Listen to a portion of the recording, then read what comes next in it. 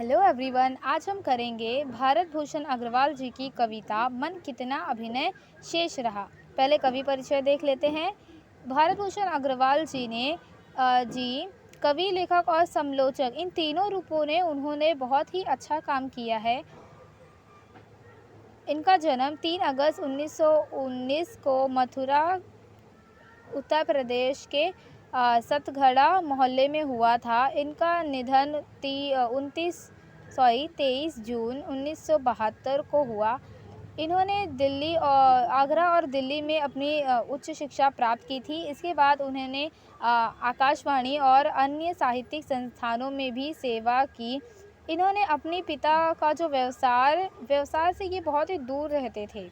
उनके व्यवसाय को बढ़ाने के बजाय इन्होंने साहित्य रचना को ही अपना कर्म माना।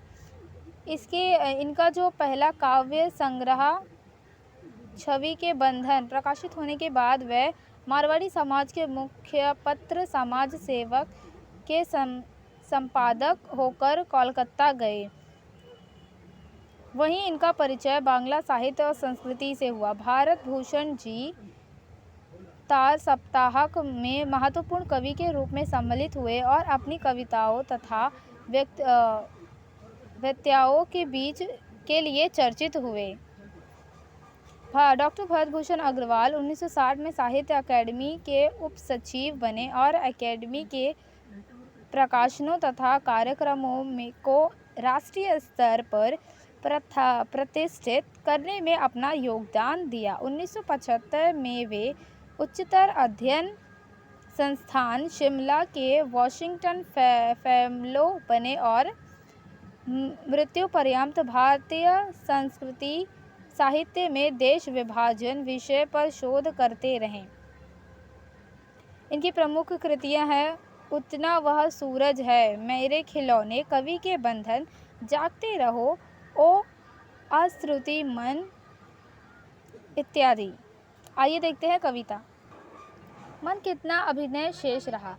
इसका अर्थ है कि मन, अभिनय यानी एक्टिंग, मन कितना भी कर ले पर फिर भी ऐसा ही लगता है कि हमने कुछ किया ही नहीं। अब इस कविता का शुरुआत होता है कि ये जो कवि हैं वो अपने मन से सवाल कर रहे हैं, अपनी फीलिंग्स को वो एक्सप्रेस कर रहे हैं सबके सामने, जो कि बहुत ही मुश्किल होता है, बहुत ही कठिन होता है कि हम एक्सप्रेस कर पाए, वो भी बहुत ही सिंपली। पर यहाँ पे कवि ने उसी प्रयास किया है। मन कितना अभिनय शेष रहा, सारा जीवन जी लिया ठीक जैसा तेरा आदेश रहा। यहाँ कवि पहले पैरा में बोलते हैं, मन को कहते हैं कि कितना अभिनय शेष रहा, सारा जीवन कैसे कवि ने जिया, जैसा सिर्फ कवि ही नहीं, सभी मनुष्य अपना जीवन ऐसे ही जीते हैं जैसा मन का आदेश है, जैसा मन चाहता है वो वैसे ही जीते हैं। बेटा, पति, पिता, पितामह सब इस मिट्टी के उपनाम रहे, जितने सूरज उगते देखो उससे ज़्यादा संग्राम रहे, मित्रों मित्रों रस खान जियो, कितनी भी चिंता कलेश रहा। यहाँ पे कवि बोलते हैं कि कवि ने अपनी पूरी लाइफ में कभी बेटा, पति, पिता, ये सारे किरदार निभा के देख लिया। ये सभी उपनाम हैं जो मिट्टी के ये सभी उपनाम हैं। जितना कवि ने जितने सूरज उगते देखा है उतना ही संग्राम भी देखा है लोगों ने।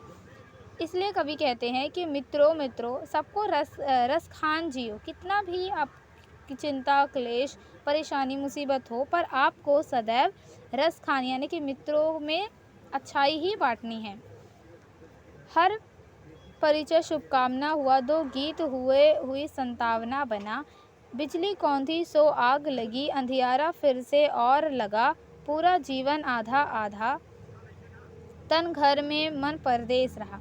यहाँ पे कवि इस पंक्तियों में कहते हैं कि उनके जो परिचय था वो हमेशा शुभकामना बना, उनके दो गीत संतावना बन गए। जैसे बिजली कौंधी तो सबकी आंखें लग गई और अंधियारा हो गया, तो ऐसा लगने लगा कि सभी चीज़ें समाप्त हो चुकी हैं। कवि ने अपना पूरा जीवन आधा आधा ही जिया है। जैसे जब वो परदेश में रहते हैं तो उनका मन तो हमेशा परदेश में ही होता है, पर तन जो होता है वो घर पे होता है।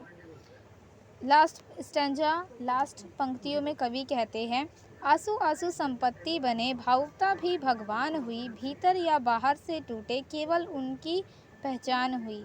गीत ही लिखो, गीत ही जियो, मेरा अंतिम संदेश रहा।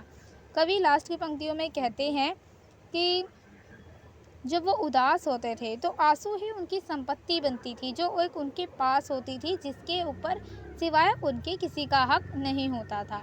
और उनकी जो भावुकता ही थी वो ही भगवान बन गई। और जो लोग अंदर से या बाहर से टूटे, बस उसी की पहचान हमेशा होती आई है। इसीलिए कवि ये संदेश देना चाहते हैं, ये उनका अंतिम संदेश है कि आप गीत ही लिखो और गीत ही जियो। Thank you. आई होप आप सभी को समझ में आया होगा। Thank you.